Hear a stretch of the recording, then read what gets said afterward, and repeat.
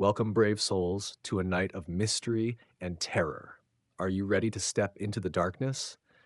Hold your breath, because tonight's story will haunt you long after the lights go out.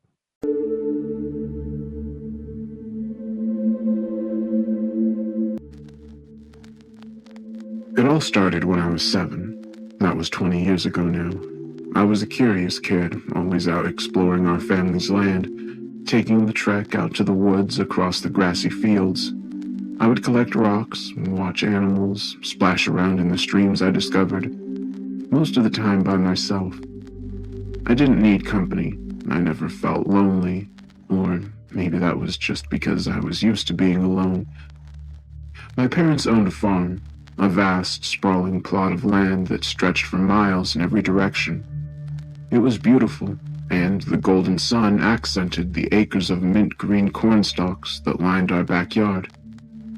My father worked hard, spending his days tending the crop with the help of a few farmhands. My mother took care of the house and the occasional trip to town, stocking up on the essentials. They were a good team, and they loved each other very much. They loved the life they shared and depended on one another. During the school year, my mother or my neighbor would take me and Trevor into town for my lessons, alternating days. Trevor was my age and my only friend. During the summers, I didn't see him much. His own duties grounded him at his parents' farm 8 miles down the dirt road from us. Occasionally, my parents would get together and share a big country dinner while Trevor and I wolfed down our food and went out to play. I was a happy kid, content with my life. I don't ever remember feeling isolated or any lasting unhappiness. My parents were good to me, and the expansive surrounding land consistently kept my explorer tendencies busy. As I stated, we lived off a single-lane dirt road, miles from town, miles from everything. Behind our ranch-style house were the cornfields, rows and rows of stalks that reached out and touched the horizon. At least, that's how I remember it. I often worried about getting lost in the green labyrinth whenever I had to go fetch Dad for supper, the tight stalks towering over my head. In front of the house was a vast stretch of flat open grassland that expanded for a couple dozen acres before reaching the tree line where the woods grew dense.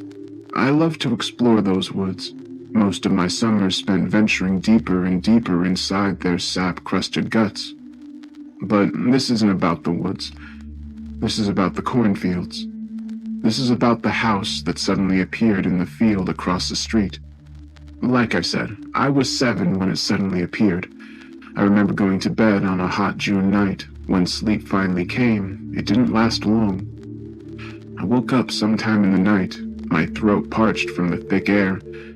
I went to get a glass of water, and as I passed my bedroom window, I saw it for the first time. The first thing that struck me was how tall it was. 3 stories, its roof reaching for the star-filled sky. It was the biggest house I'd ever seen up until that point. My hands gripped the windowsill and my nose pressed against the glass as my eyes took in this new wonder. It sat directly across the dirt road from our house, only a couple 100 feet from our front porch. It was painted dark black, or so I'd see in the morning, and it looked well kept. The dark windows were framed by hideous yellow shutters, looking like mold in the silent moonlight. It had no porch, just a single ugly door, the same color as the shutters. I stared at it, my young mind growing excited at this new mystery. The following day already filling with thoughts of exploring. But of course, I couldn't. That was someone's house. Someone was living there. As these thoughts destroyed my enthusiasm, I remembered how badly I wanted to run and wake my parents and share with them what I was seeing. At the time, the concept of a house suddenly appearing across from ours was fascinating. I didn't think it was scary or even odd. It was just something that happened, and my young 7-year-old mind just accepted it. Eventually, I went and got a glass of water and went back to bed, mind buzzing with possibilities. The next morning, I bounded out the door, the sun only barely warming the sky with splashes of deep purple and puddles of soft pink. I raced to my window to make sure I hadn't been dreaming. The house still stood. dark and motionless. I thundered into the kitchen, almost knocking over my dad, anxious to show my parents. I felt like it was my own personal discovery, like somehow I was responsible for it being there. After my dad scolded me, probably irritated by my burst of early morning energy, I asked him if he had seen the house. He didn't seem to know what I was talking about, as I heard they pulled him to the front door, my mouth running like a dirt bike. I flung the door open and pointed to the house, my feet padding down the steps of the porch. My father stopped in the doorway, eyes scanning the field, a look of confusion on his face. He looked down at me with a worried look and then back at the field. He scratched his chin and motioned for me to come inside, telling me to stop being ridiculous, that if I had this much energy, I could help him out in the fields today. He couldn't see the house. At that age, my mind couldn't wrap itself around that fact because, well, it was right there. I continued to point and tell him, but it didn't do any good. He was blind to it. This left me frustrated and confused. I didn't know why he couldn't see it.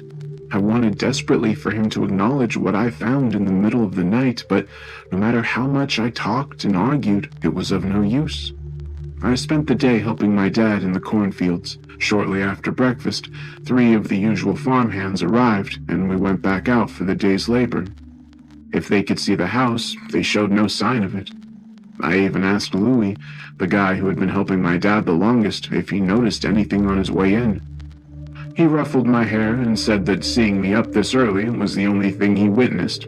I shook him off, getting angry as to why no one saw it. As I went about my chores, I couldn't stop thinking about the house, the looming quiet way it sat in the long grass, its 3 levels begging for investigation. I wanted to tell Trevor, but knew I wouldn't be able to today. He would believe me. He would be able to see it. I just knew he would. Trevor shared my sense of adventure, and I knew that the next time we played together, our time would be spent discussing and maybe even snooping around the house. There was such an air of mystery about it that I felt myself almost physically pulled towards it.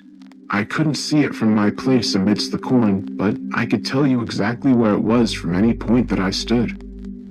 The sun tugged itself across the sky, one labored hour after another, and finally, my dad announced it was time to call it quits. I walked back to our house next to my dad, listening to him talk to the 3 workers about what needed to be done tomorrow and what time to come back in the morning. They plodded up the back porch and were met by my mother, who offered them all cold beers, which they took with big smiles. Feeling tired and slightly annoyed still, I walked around the side of our house, wanting another look at the green house with yellow shutters.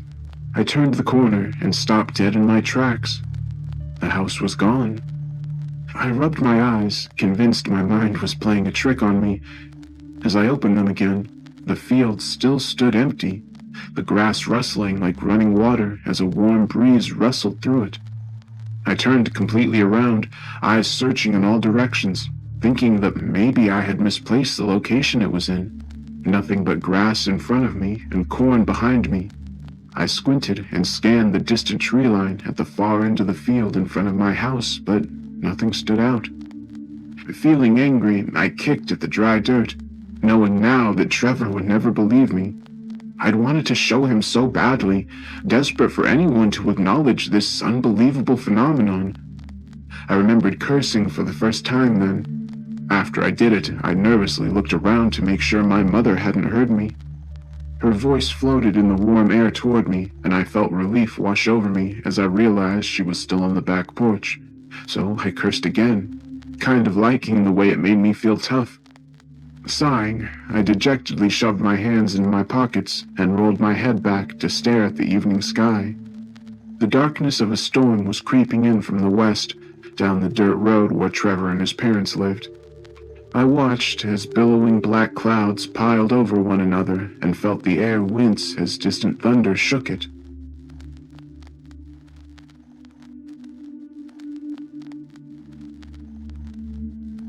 Later that night, the storm reached us. Rain shook the walls and lightning split the sky. The blinding white veins followed closely by cannon blast thunder. I sat in my bed, feeling a little afraid, contemplating whether to go into my parents' room or not.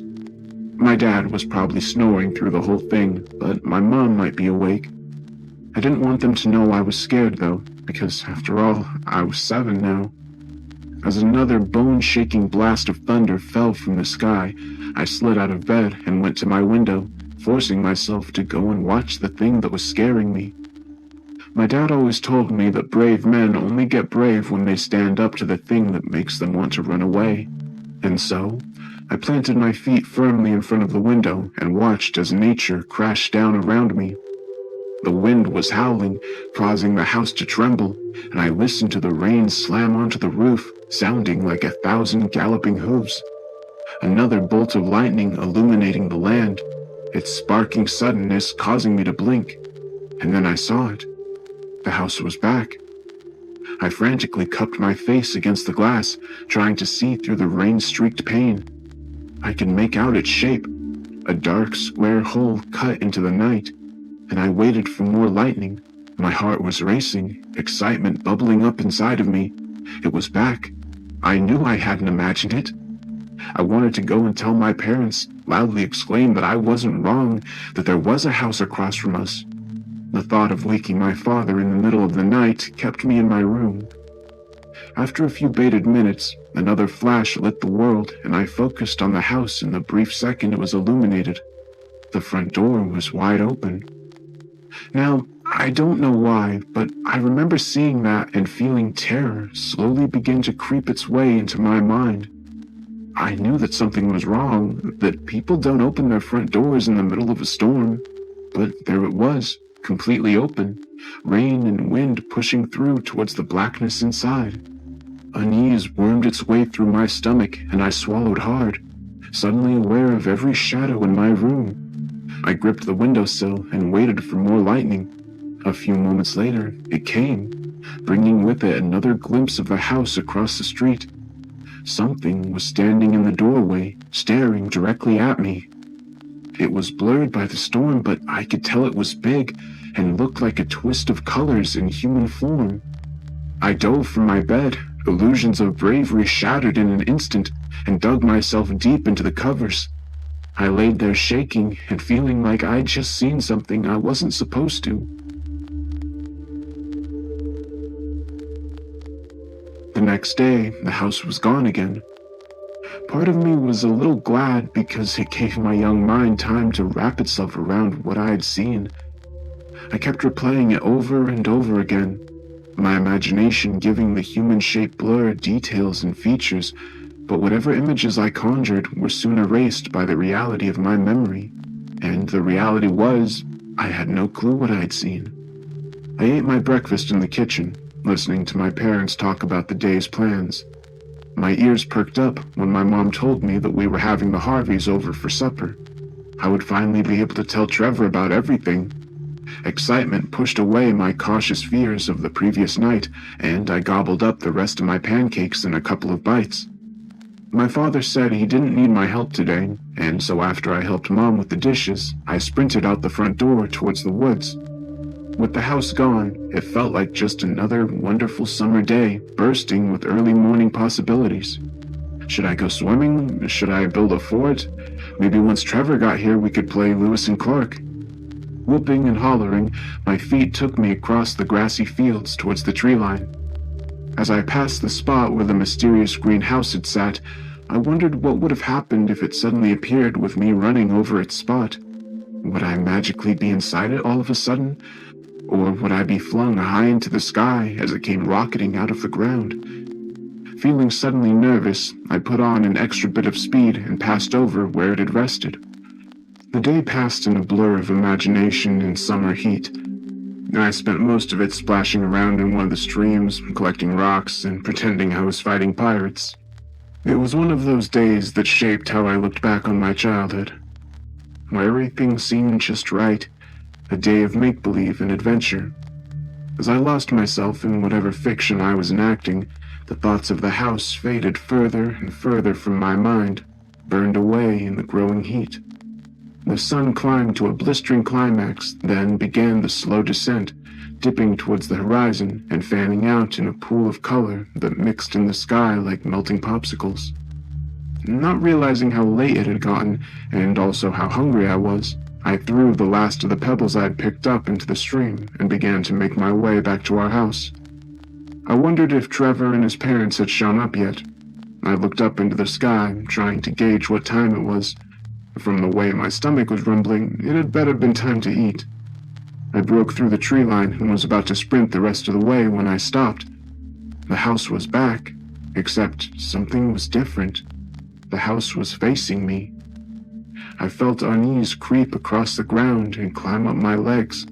This wasn't right. It was supposed to be facing my house. Why was it like this now? I swallowed hard, my own house now blocked from sight. I watched the windows, dark and empty, looking for signs of life, looking for signs of the thing in the storm. It was motionless. I began to make my way around it in a wide circle, keeping my eyes on the front door as I walked. I kept expecting it to burst open and some creature come charging at me, but it didn't. Nothing moved. Getting halfway around it, I made a break for my front porch. My legs kicked through the knee-high grass, shoes digging into the soft earth as I ripped my eyes away and focused on my destination. Panting, I clambered up the stairs, sucking in lungfuls of evening air. I turned around and almost fell over. The house was back to facing me. I stared for a moment, sucking air and waiting for something to happen. In my mind, the house was alive, some kind of living beast that watched me. I didn't know what it wanted or what its purpose was, but I was beginning to feel like it was dangerous. Turning away, I went inside. I was greeted with a savory aroma, a gentle heat filling the air with mouth-watering smells. I heard commotion in the kitchen along with the rolling laughter of conversation. I walked into the dining room and was greeted from the stove by my mother, who informed me I had kept Trevor waiting. I said my muttered hellos to Trevor's parents, who smiled and returned my greeting before returning to the conversation with my parents I had interrupted. I went to the bathroom to wash up, followed by Trevor, who had been excitedly telling me about a fort he had been building in the woods by my house. I shared with him my adventures of the day, and together we began to make plans to sleep over at each other's homes, with hopes that tonight would be one of those nights. As I dried my hands, I asked him if he noticed anything on his way to my house. He looked confused, and so I led him down the hall to the front door. I opened it and pointed to the green house with the yellow shutters. Hesitantly, I asked him if he could see it. He chuckled and slapped me on the back, saying of course he could. Relief washed over me, and, closing the door behind us and stepping onto the porch, I began to share with him my strange experiences with the house in the field. His eyes grew wide, and a smile split his face in half. The longer I talked, the more I saw his eyes light up. He asked me if I had explored it yet or poked around the outside to see if I could get in. I shook my head violently, expressing the feeling of fear it emitted. I told him it wasn't safe, that something was wrong with the house. I told him my parents couldn't see it, and that something had been watching me in the storm. This only egged him on, sparking his enthusiasm to explore it. As I tried to talk him out of it, my father called me to set the table. Groaning, I complied, and the conversation ended there. Tucker helped me fill the water glasses, and soon we were sitting around a table filled with steaming food. I didn't care about the banquet in front of me. It was just an obstacle to Trevor and my playtime. Disregarding the hard work that went into the preparation, I dug in with a vengeance after my father said grace. My mother shot me a look or two as I proceeded to stuff my face, pounding the food down with mouthfuls of water. When my plate was clear, I looked across the table and saw Trevor was of the same mindset. I waited the appropriate amount of time and then asked if it was okay to be excused. My father waved us away, commenting on my poor table manners, but I barely heard him as Trevor and I shot for the front door. The sky was an expanse of brilliant deep purples and blues as the sun departed for the day. Stars twinkled above us like tiny candles, their light pulsing as the sound of night critters filled the air and sang up to them.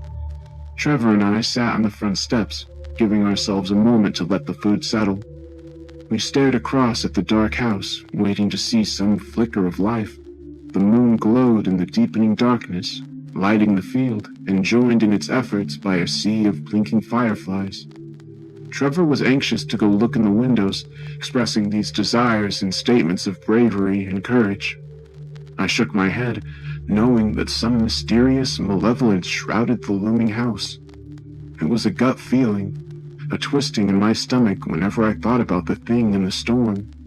After fruitlessly arguing with him, Trevor stood and announced he was going to go by himself and have a look. I snapped my eyes to lock with his and hurriedly voiced my opposition to the idea.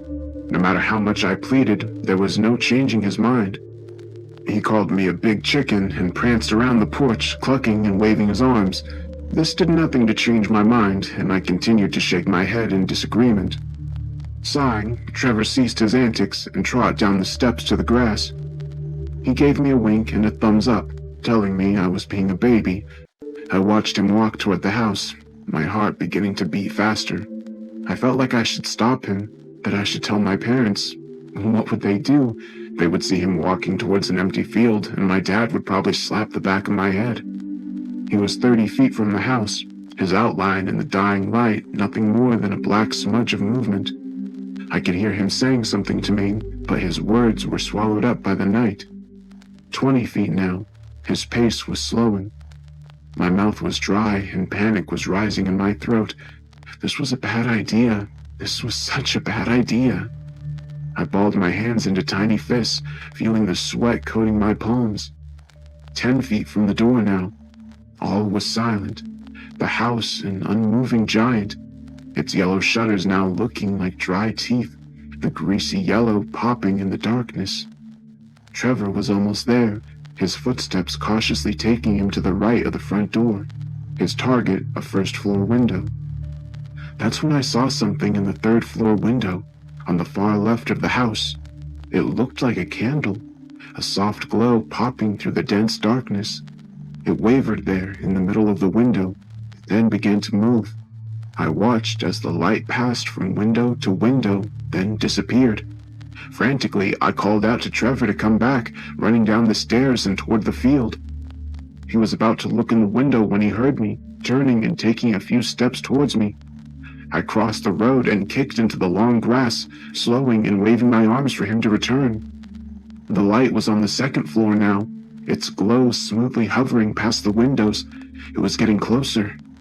Terrified to go any further, I danced from foot to foot, heart thudding in my chest, my face contorted into frantic terror. Trevor was calling out to me, asking what was wrong. I screamed to him to come back, that something was coming, that he was in danger, and then I cursed at him. It was the only thing I could think to do to get his complete attention. Hearing me swear, he finally began to trot back to me, throwing a look over his shoulder. The light was gone, but as he made his way toward me, I saw it reappear on the first floor, shining in the window Trevor had been about to look into moments before. It stayed there, just floating in the darkness, and I felt something looking at me from the black. Trevor reached me, spewing questions. I grabbed his shoulder, spinning him around to look at the light. As soon as he saw it, the house went dark. We stood there, breathing heavily, unsure what just happened. I asked him if he had seen it, and he nodded slowly. We knew now that something was definitely in there. Something had seen us. I felt exposed, the plump moon working as a spotlight, making me feel like I was on a stage that was watched by whatever was in that house. We turned and ran back to my house, both of us sharing the silent guilt that we had done something we shouldn't. The fear of being found out, the anxiety of getting in trouble flooded us as we scampered up the porch and pushed our way back inside. I should have told my parents something at that point. Even if they didn't see the house, I feel like I should have tried to explain it to them. Maybe a shred of my honesty would shine through and give them a sliver of belief. But I didn't. Neither of us did. We knew that snooping was wrong, and we'd get in trouble if they did in fact believe us. As we took our places at the table, now filled with hot pies, Trevor and I exchanged a look that vowed complete silence. Our parents asked us why we were back so soon, Trevor's mother joking that the smell of dessert was the cause. I didn't feel like eating, my stomach a mess of knotted emotions, but I dutifully shoveled steaming cherry pie into my mouth, barely tasting it. I was afraid they would find out, that whomever was in the green house would suddenly knock on the door and tell our parents what we had done. It was the illogical fears of a child, the haunting giant that loomed over every kid's life, getting in trouble.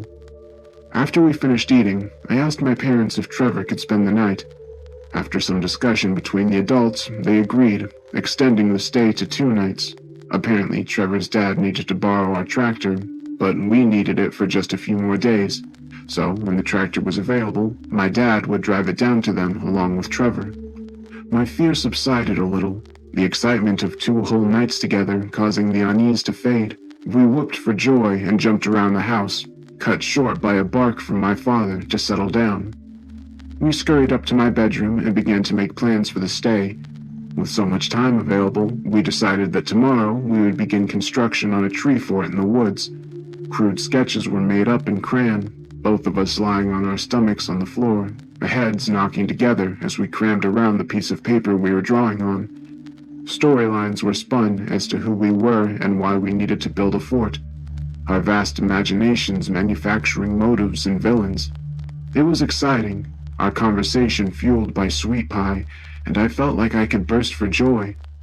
Looking back, it was one of those feelings that you only get as a kid, where everything is perfect and it's just you and your buddy with the whole world to play with. Eventually, we heard his parents call him to say goodbye, making him promise to behave and listen to my mom and dad. As I waited for him to come back, I glanced out of my bedroom window. The house was gone again.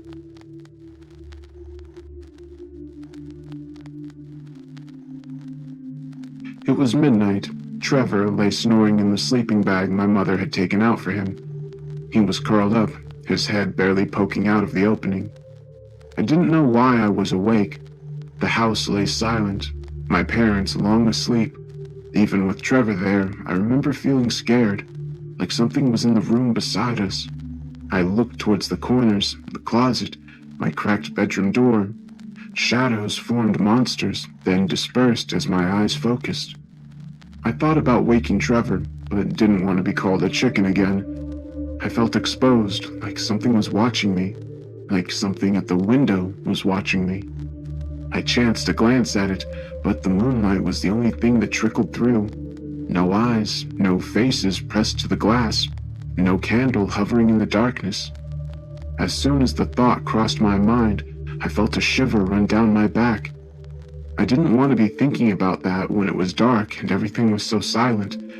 Something was drawing me to the window, though.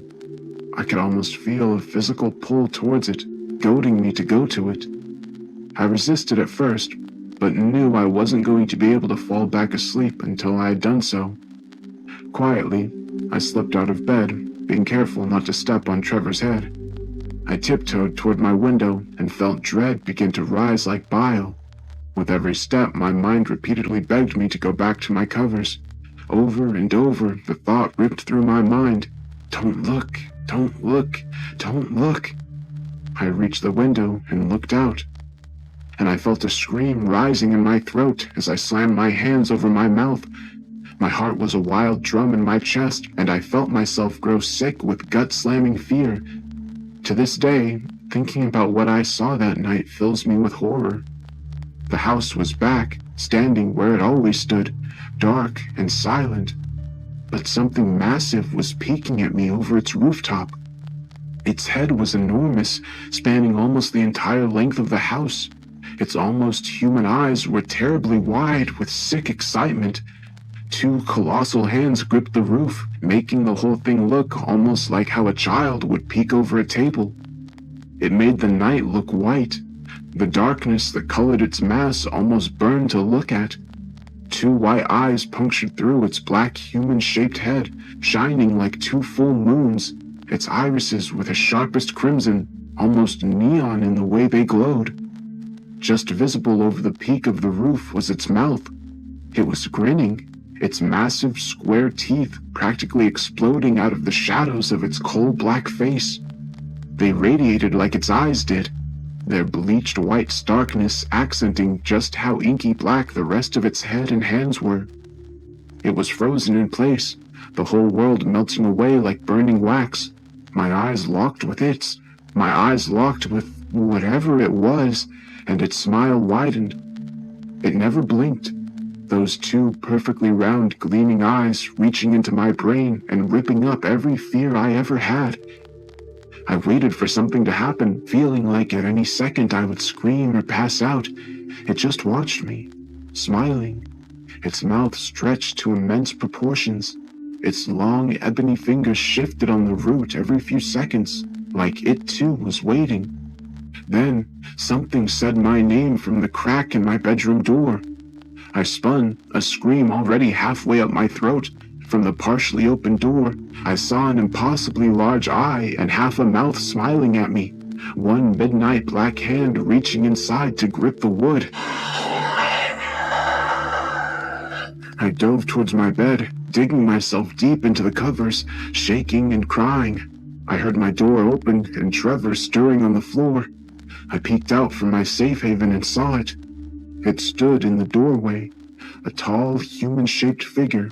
Its skin was a constant swirl of dark colors, looking like paint being gently mixed in real time. Its face, the same liquid texture with one giant eye popping in and out from the surface. The mouth faded in the same manner, a constant twisted grin emerging from its hidden face. And then it spoke.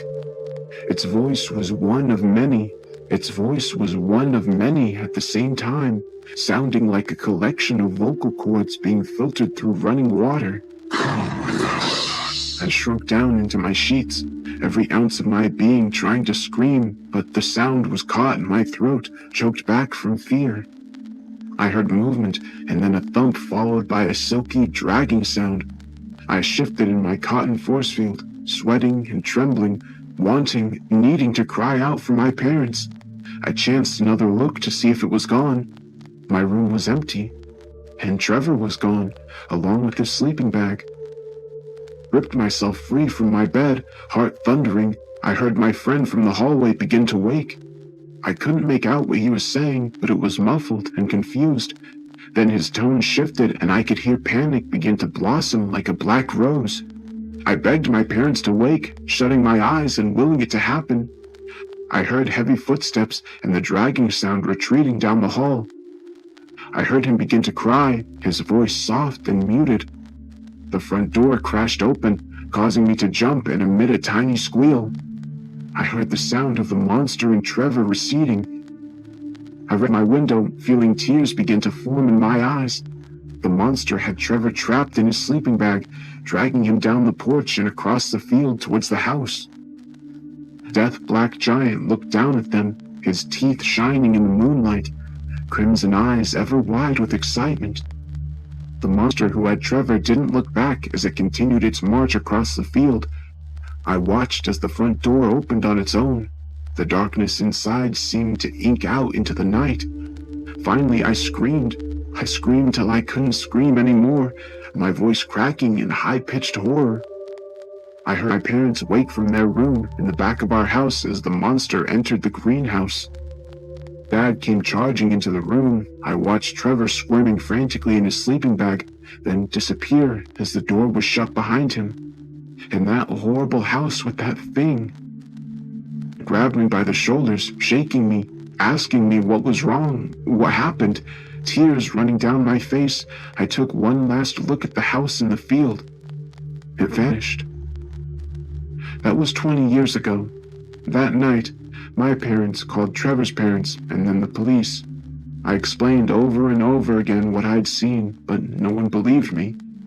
It was chalked up to a kidnapping, and over the next couple of months, a thorough investigation was initiated. Trevor's parents never spoke to mine again. Never reappeared, neither did Trevor. It was, until 2 days ago. Phone call at work from the office, telling me they had found someone. A child, they said. The child knew me and kept asking for me from his hospital bed. They said that my name were the only words they would speak. I thought about that house in the field, or Trevor in years. As soon as the policeman finished, I knew who the mysterious child was. Trevor. I rushed to the hospital. heart a disjointed mess of frantic thunder. Questioned by the police on my arrival, asking me for my full name, date of birth, and where I worked. When they seemed satisfied, they told me I could see the child under police supervision. Something was off, though. They all seemed quite shaken. As I was about to enter the room Trevor was in, the officer escorting me placed a hand on my shoulder. He told me to prepare myself, that what I was about to see might be upsetting. Confused and a little unsure, I pushed into the room. A child laid above the sheets, his small body rising and falling with labored breath. His size was the only way I could discern his approximate age. His entire form, from head to toe, was covered in a pure white glaze. His eyes, his mouth, his shining hairless head, everything. He looked like a mannequin made from snow-white yogurt, but hardened and sleek. Head turned to me, and then it said my name. I recognized the voice instantly, memories of my childhood collapsing like an avalanche of nostalgia. It was Trevor. Went to his bedside, pulling up a chair, hands shaking as they reached out to touch his. My voice cracked as I said his name, my mouth suddenly dry. Asked him what happened. How long has it been? 20 years. It can't be. It will happen soon. What will happen? They're coming. Who? The Grins. They took my youth away. They will come as children. You talking about what happened all those years ago? About the monsters we saw? They will come as children. They will come between the colors. From between the colors, they will come as children. Please, help me understand. Where did you go? What happened in that house? They took me between the colors. Took my years away from me. Took all those children's years away from them. All of them. So many houses, so many children. They're ready. They will come now as children. Who is coming? The Grins. You mean? What are the grins? Do you mean that thing we saw in the house? Please, help me understand. They will walk among us, waiting till they have grown, waiting to reveal themselves. The darkness, red eyes, oh, such red eyes. They will come as children and we will see them smile. We will watch them grow. The Grins, they will eat everything. They will eat the world out of existence. Point, Trevor went into a fit, his body convulsing and sputtering. I was hurriedly shoved out of the room as the nurses went to work, trying their best to calm him. The police told me I would need to leave for the day, but that someone would be by to question me. Died later that night. I don't know what happened that night my friend disappeared into that house. I don't know where he was taken, what was done to him. I'll never know. But what I do know is that it was real. I can't explain it. I can't make sense of it. But the coal-black giant with red eyes, that thing that came into my room, those were real. Trevor's final words stuck with me. They made me afraid. There was such conviction in them, such sureness. They're ready. They will come as children. I pulled out my phone and dialed my wife. I needed to know what my son was doing.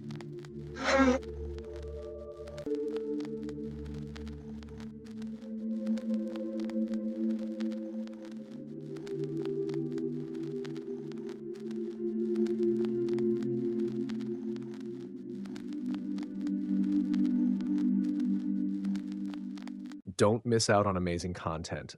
Hit that subscribe button and turn on the notification bell to stay updated with our latest videos. Join our community today.